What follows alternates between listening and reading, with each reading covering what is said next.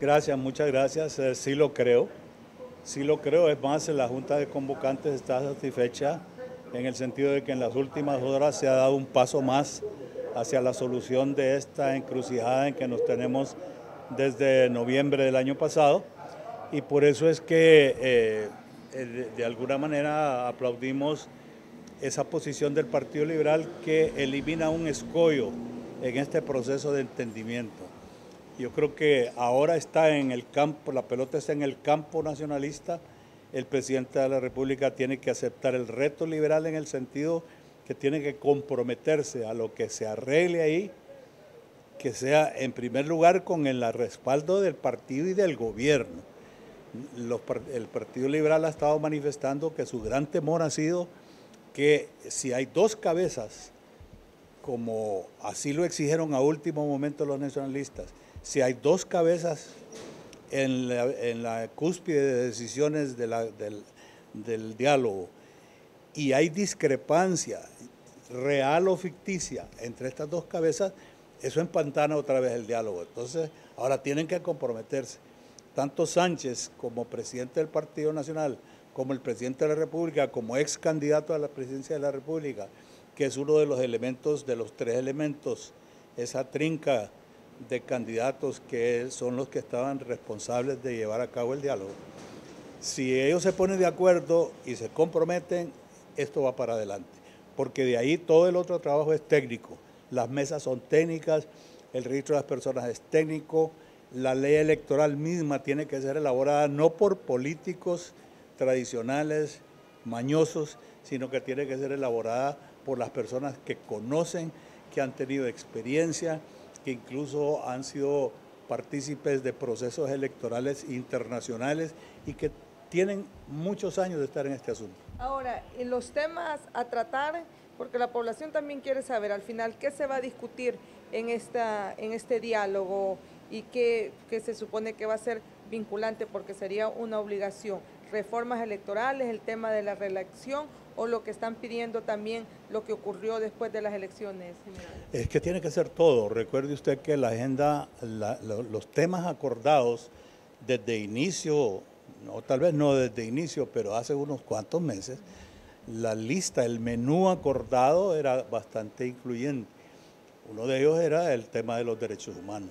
O sea, se tiene que aclarar precisamente, no tanto para la imagen o para la reivindicación de los derechos de las personas fallecidas, de sus familiares, pero para la imagen del país.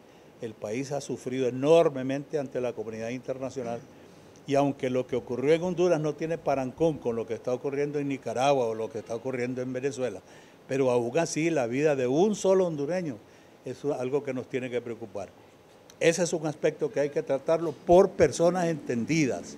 Ese es otro asunto. La vida humana no tiene color político y por consiguiente no se debe enmarañar esto y darle matiz o estar protegiendo culpables o acusando inocentes.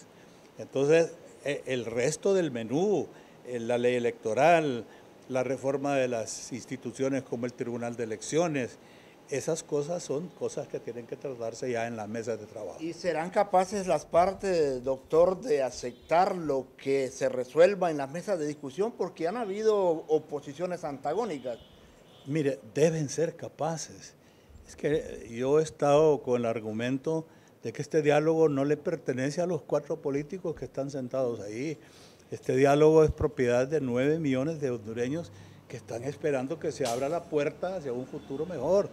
No puede ser que continuemos con niveles de miseria y de pobreza vergonzantes como los que tenemos. Y el responsable no es el Señor Jesucristo que está arriba en los cielos o el Señor o Dios. Esto no es un designio del destino. Es responsabilidad de los liderazgos incapaces que hemos tenido en este país para poder levantar la cabeza y decir, hondureños, vamos caminando juntos hacia una meta mejor. Ahora, ha dicho el gobierno que esto que se discuta en las mesas de diálogo, los acuerdos que se lleguen van a ser vinculantes. Ojalá que se cumpla eso. Pero esto tendría que pasar al Congreso. A veces sí tiene que pasar por el Congreso porque todo tiene que convertirse en ley. No podemos nuevamente romper la Constitución, nuevamente violentar la Constitución y decir que lo que se firme ahí en esa mesa ya estuvo y va a la Gaceta, es imposible. El Congreso tiene que absorberlo, tiene que darle el barniz legislativo, tiene que comprobar que esas leyes, esos acuerdos no rompen, no contradicen preceptos constitucionales y que por consiguiente se le va a dar la forma legislativa y se convertirá en ley mediante el proceso que ya lo entendemos, ¿verdad? ¿Quería cambiar, don Olban, la posición, por ejemplo, de Luis Zelaya y que ya accede nuevamente a integrar el diálogo? Mire, Luis Zelaya, si bien es cierto, no es un político de viejo cuño, es un profesional bastante inteligente y es un hombre que escucha. Yo creo que no solo tanto es una reflexión interna del partido, sino que han sido capaces, han tenido la altura suficiente, la sagacidad política para entender que los mensajes que se le han estado mandando al Partido Liberal eran precisamente esos. Frente a una demanda de último segundo que le hizo el Partido Nacional en el sentido de que en la cúspide del triángulo de discusión debía estar una representación del partido y no solo de don Juan Orlando Hernández en su condición de ex candidato, eso provocó el impasse que teníamos y el estira y encoge. Bueno, yo creo que de una manera muy racional el Partido Liberal ha sentido que si esa es la traba, esa es la piedra en el zapato, elimínela. Y mire a ver entonces, ponga al contrario, contra la pared precisamente, póngale la pelota en su cancha y ahora tenemos que ver que el Partido Nacional se comprometa de igual manera y que sigamos adelante. El diálogo tiene que continuar contra viento y marea porque, insisto, es propiedad del pueblo hondureño y tiene que ser respetada esa voluntad. ¿O sería alguna influencia externa que obligó a estos actores a sentarse nuevamente? No, yo creo que no son influencias. Me parece que no. Estos son juegos políticos. Uno cuando está en política tiene que tener los oídos muy abiertos para poder escuchar qué es lo que se está manejando afuera. Y obviamente el sentido de los valores le tiene que decir a uno cuándo es que debe escuchar ciertas recomendaciones. Y esto que se ha provocado es precisamente, le entiendo yo, no solo la discusión serena y juiciosa interna del Partido Liberal, sino que también es el conjunto de recomendaciones, sugerencias respetuosas que la sociedad entera ha venido haciendo. ¿Y podremos esperar como sociedad hondureña que salga una nueva ley electoral, no reforma, sino que una nueva ley electoral? Tiene que salir. Eso es lo que el pueblo hondureño debe demandar de todos los políticos. Esto no tiene que ser un asunto de conveniencia estrictamente de un partido, de otro sector, sino que sencillamente es que el pueblo hondureño está demandando ya mayor transparencia, más claridad, más contundencia en el marco legal, porque no podemos continuar con esta farsa de elecciones que tenemos, presidentes admitiendo que han sido el producto de fraudes, elecciones amañadas que son cuestionadas interna e internacionalmente. Esto no puede continuar en Honduras. Estamos perdiendo el tiempo miserablemente y nos estamos quedando cada día más. Estamos perdiendo escalones y en vez de ascender en la escala de valores y en el desarrollo humano del mundo, estamos cada día más bajando las escaleras y vamos a terminar en el sótano de los países subdesarrollados. ¿Y el tema de la reelección se tiene que discutir? Mire, yo creo que se tiene que discutir, pero se tiene que discutir serenamente también.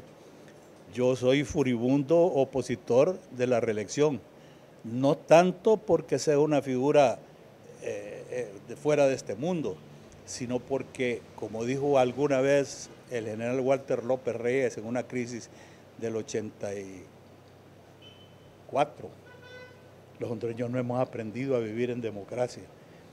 Y el problema de la reelección es el abuso que cometen las autoridades, sean municipales, sean centrales, legislativas o lo que sea, el abuso de los recursos del Estado para agenciarse de fondos para sus campañas. Ese es uno de los problemas más graves de la reelección, la imposición, la represión política que no podemos tolerarla. Y de manera sabia, los legisladores del 80, los constituyentes, dejaron bien blindada la Constitución. La reelección no es permitida porque forma parte de los pétreos. La Constitución de la República no ha sido modificada por la vía que ella misma establece y no es una resolución espuria de una sala constitucional de la Corte Suprema, que ella misma se contradijo, porque en el 2008 la Corte Suprema de Justicia dijo bien claramente en una sentencia frente a un recurso de la Fiscalía que los pétreos no podían ser modificados de ninguna manera. Entonces, ¿cómo es posible que la misma Corte Suprema de Justicia tiene una tesis un año y 7 años después la modifica? No es posible. Eso quiere decir que los que estamos contra la reelección hemos tenido la razón y la justicia siempre de nuestro lado.